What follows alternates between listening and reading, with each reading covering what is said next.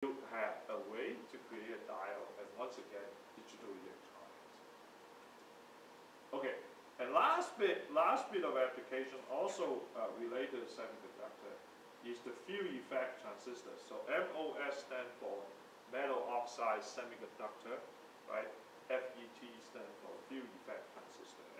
And metal oxide semiconductor, these are field effect transistor consists of two junctions. It consists of PNP or NPN junction, very important concept in the world of electronics to make a transistor. How you make a transistor is very simple. So you have a silicon chip. This is why you always start with silicon.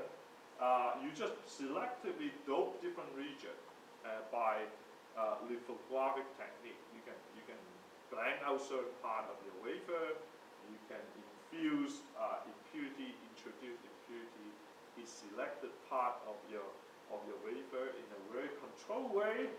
Okay, and if you infuse impurity into the wafer, let's say you infuse more P-type material impurity to create P-type semiconductor here, and then you create so you start with a generally N-type semiconductor. So you silicon, you dope it with N-type material, so you create N-type, more negative material with more electron than silicon, right? like phosphorus, for example.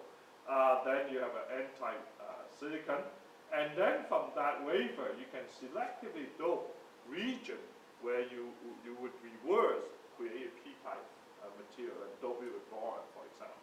Okay, so you have different pockets. In fact, in between you have this N material, and here you have this pocket of P material. And of course, in here between the N and the P, you have a junction. N and the P, you have a junction. So you have PNP junction. Okay, so that's the whole idea of a PNP, a field effect transistor. Why is it called field effect transistor?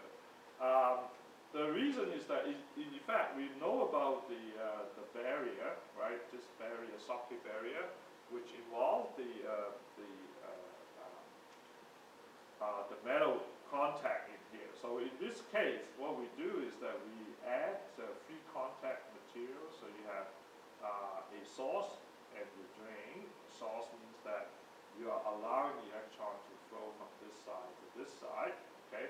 And you can control this passage of electron by a field, by a bias, which you call a gate. So all these three, okay, all these three are metal contact, essentially just metal contact.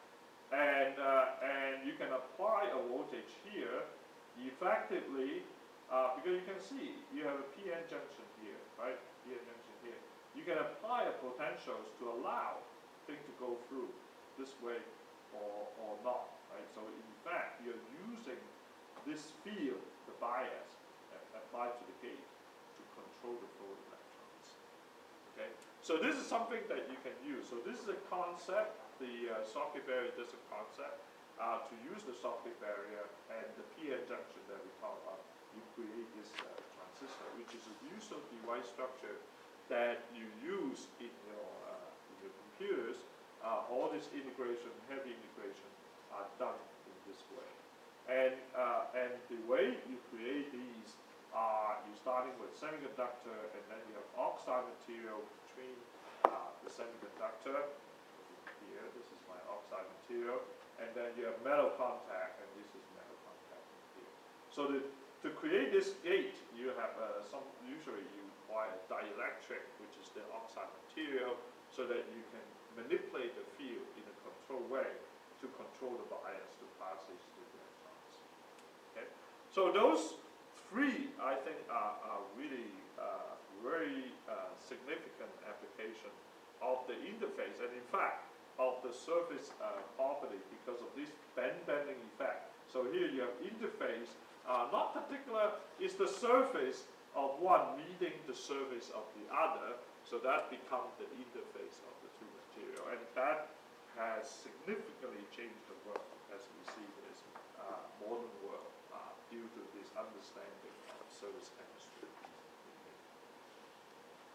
Okay, so the other application, perhaps less obvious but equally important, I think, is other surface-related phenomena. One of this is photochemical reaction, and this is chemists have a lot of fun with this, particularly Xerox, Kodak. In the early days, before digital electronics come along, we still have a film. The old days, your parents probably had camera that still uses film photography, and the way this works is that you have the organic dye. So this is where chemists comes in.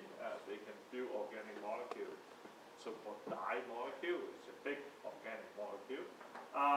And they discovered that if you put organic dye on silver halide material, okay, on the surface of a silver halide material, you can get excitation. So the organic dye will absorb the light, okay, and the light will have an extra electron, and then the dye will then transfer the electron to silver bromide or silver, any kind of silver halide will work. So usually silver bromide crystal, right? So you have a layer of this silver bromide crystal on top of your dye molecule. And then essentially you transfer this to silver bromide, and you basically electron transfer occurs between the dye molecule and the silver bromide material, and then you have photoreduction. In fact, you have photoreduction. You're reducing the silver bromide to something else, and then this electron transfer.